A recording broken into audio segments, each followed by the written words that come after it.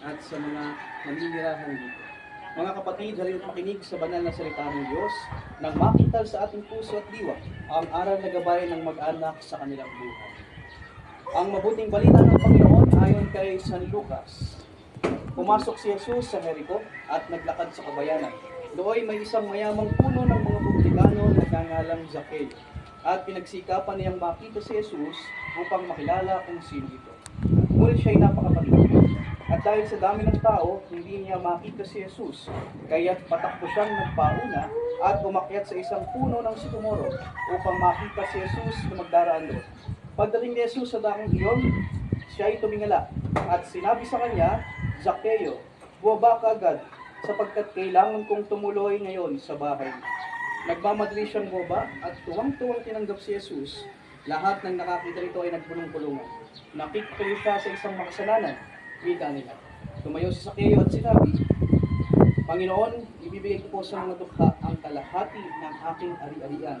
At kung ako'y may nadayang sino man, 4 may bayo ang isasauli ko sa kanya. At sinabi sa kanya ni Jesus, ang kaligtasan ay dumating ngayon sa sambahayan ito.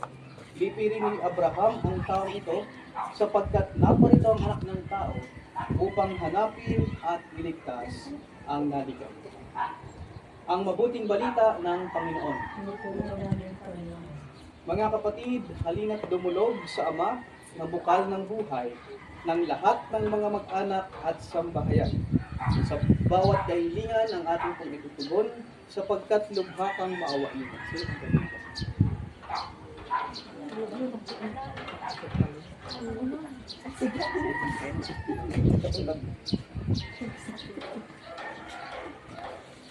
Amang mapagmahal, loobin mong pamayanihan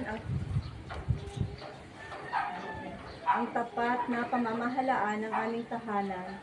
Iniluluhog namin sa Tugon sapagkat lubha kang maawain.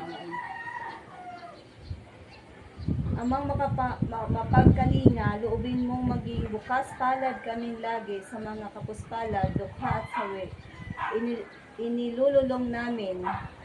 Tugon po sapagkat lubha kang maawain. Amang may kapal, loobin mong maging masigasig kami sa paglaganap ng iyong paghahari. Iniluluhog namin Sapagkat lubha kang maawain. Aming Ama, sa iyong kagandahang loob, ibinigay mo sa amin ang iyong buhay at pagmamahal. Tangkilikin mo ang iyong namimintong angkan. Yamang ikaw ang pinagmumulan ng kanilang mabuting pagsasamahan. Iniluluhog namin ito sa pamamagitan ni Jesucristo, kasama ng Espiritu Santo, magpa sa walang hanggan. Manahan ka, Panginoong Jesucristo, sa piling ng mga nagpapasinaya sa bahay na ito, at humihiling ng pagbabasbas sa iyo, upang sa paglagi rito ay kanilang madama ang iyong pagpupok, upang sa paglabas dito ay kanilang makamit ang iyong pagtataguyod, at upang sa pagbalik dito ay kanilang mapaunlakan ang inyong pagpasok hanggang tanay sumapit sa inyong inendang tahanan. Sa maligayang pagpisan sa iyong Ama sa kalangitan, Hari naming nabubuhay, kasama ng Espiritu Santo, magpa sa walang hanggan. Ang banal na tubig nawang ito ay magpaalala ng pag-iisa sa kamatayan at pagkabuhay ni Kristo sa sakramento ng binyag.